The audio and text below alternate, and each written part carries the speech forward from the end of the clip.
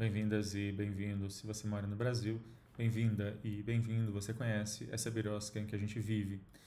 É incrível que a essa altura do campeonato a gente ainda esteja falando em cura gay, mas infelizmente ainda é necessário falar sobre isso, assim como é necessário falar em LGBTfobia, racismo, machismo no Brasil, nessa birosca em que a gente vive. É um pouco sobre isso que eu quero falar hoje, de como essas terapias falsas e ilegais fizeram mais uma vítima. Birosca News é esse quadro que eu faço todas as semanas, falando de questões de direito, e esse conteúdo fica disponível aqui no youtube.com.br Alexandre Bahia e também o podcast do Birosca News disponível em várias plataformas. Assine o canal, assine os nossos canais e receba então as notificações. Pois bem, recentemente então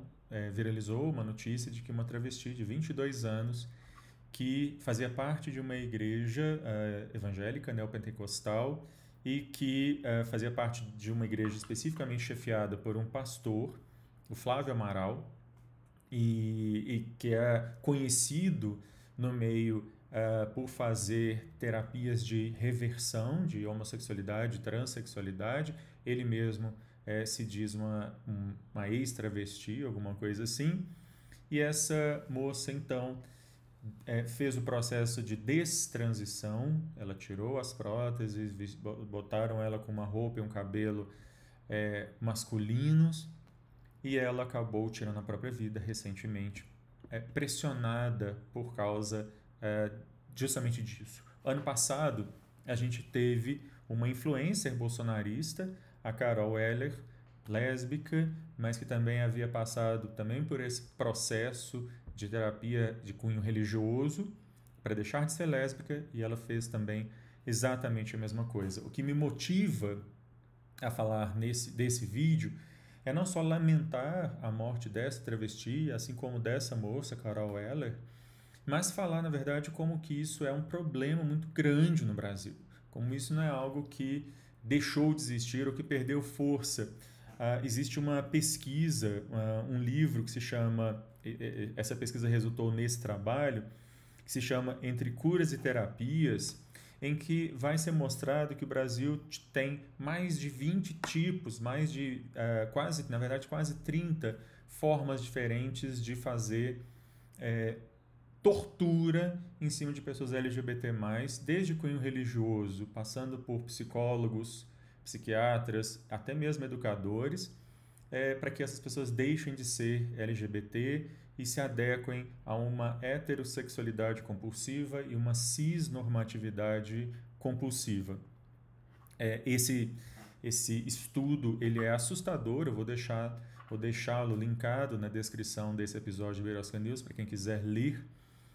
esse estudo, e ele vai mostrar que em escolas, em igrejas evangélicas principalmente,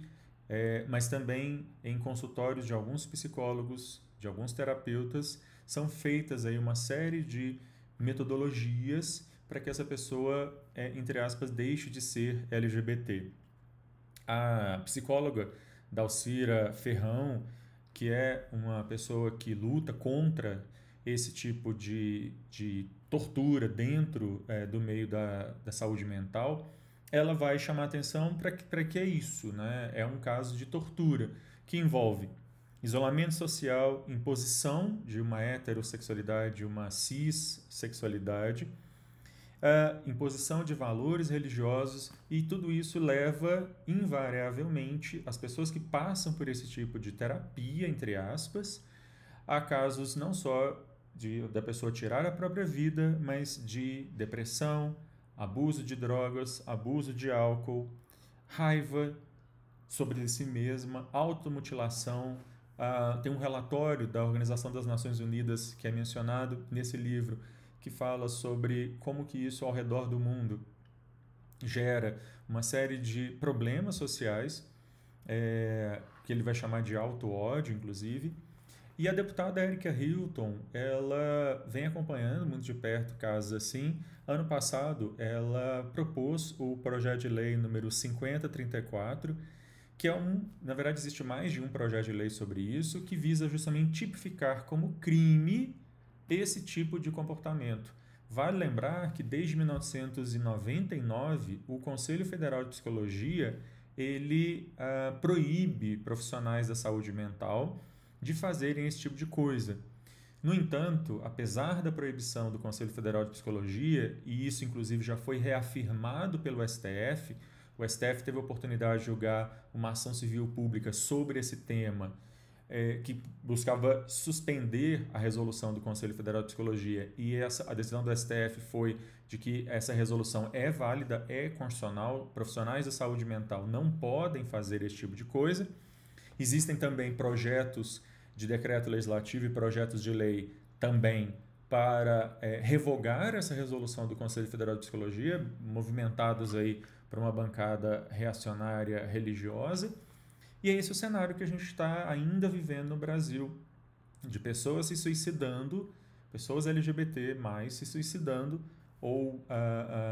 passando por casos de depressão e todas essas outras situações que eu estou narrando de infelicidade sobre si mesmas, porque a família, a escola, uma igreja, um terapeuta ou combinações desses setores fazem com que essas pessoas queiram deixar de ser quem elas são. Isso é algo absolutamente absurdo, é absurdo que a gente esteja falando sobre isso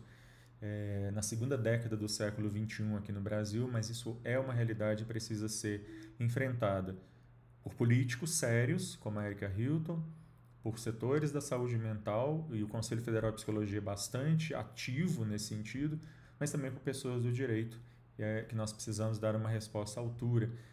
nesse tipo de situação. Bom, eu vou ficando por aqui. Se você gostar desse conteúdo, curta, compartilhe. A qualquer momento eu volto, falando de mais alguma questão maluca, absurda, estapafúrdia que acontece nessa birosca de país.